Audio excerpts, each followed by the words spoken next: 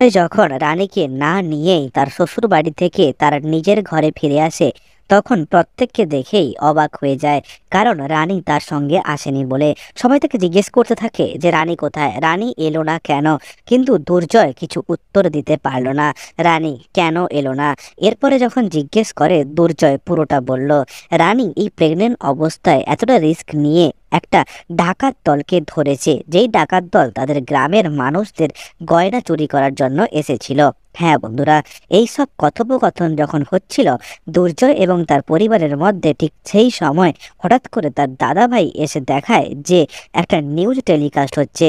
সেই নিউজ টেলিকাস্টে দেখাচ্ছে রানীর তারা নিউজ করছে এবং রানীকে এসে জিজ্ঞেস করছে কিভাবে তারা এই ডাকাত দলটাকে ধরলো এবং তাদের এই যে টিম, সেই টিমের হেড কে, এবং সেই হেড হলো রানী। এবং রানীকে সবটা তারা জিজ্ঞেস করলো এবং সমস্ত তথ্যটা জানতে পারলো। হ্যাঁ বন্ধুরা, ঠিকই শুনছেন। এইদিকে এই সবাইকে দুর্জয় বলতে লাগলো যে আজ শুধু নয়, এর আগেও আমাদের বাড়িতেই যখন ডাকাত দলেরা পাড়া হানি দিয়েছিল, ঠিক তখনই যে কালো কাপড় পরা মেয়েটা বাঁচিয়েছিল সবাইকে, সে আর কেউ নয়, সে হলো রানী। তখন বাড়ির সবাই বুঝতে পারে যে ওটা রানী ছিল তাহলে। হ্যাঁ বন্ধুরা, ঠিকই শুনছেন। এদিকে কিছুক্ষণ পরেই রানী বাড়ি আসবে বলে বেরিয়ে পড়ে এবং তার বাবাকে দেখে তার খুব কষ্ট হয়। তার বাবা কাঁদতে থাকে এবং সে তার বাবাকে বলে, সব সময় তুমি আমার পাশে থেকো, আমি কোনো দিনও তোমার মাথা নিচু হতে দেব না, শুধু তুমি আমাকে একটু সাপোর্ট করো।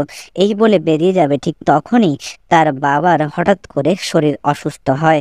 কিন্তু কিছুক্ষণ পরেই সে তার বাবাকে সুস্থ করে বাড়ির দিকে রওনা হয় এবং গাড়িতে উঠে যেই দুর্জয়কে ফোন করে যে সে বাড়ি আসবে সেটা জানানোর জন্য, ঠিক তখনই দুর্জয় বারবার ফোন কেটে দেয়। এদিকে কিছুক্ষণ পর দুর্জয় ফোন ধরে এবং দুর্জয়কে বলে যে সে বাড়ি আসছে। হ্যাঁ বন্ধুরা, এই ছিল আজকের পর্বের গল্প। গল্পটা ভালো লাগে থাকলে অবশ্যই লাইক করবেন, চ্যানেলটিতে নতুন হয়ে থাকলে অবশ্যই চ্যানেলটিকে সাবস্ক্রাইব করবেন।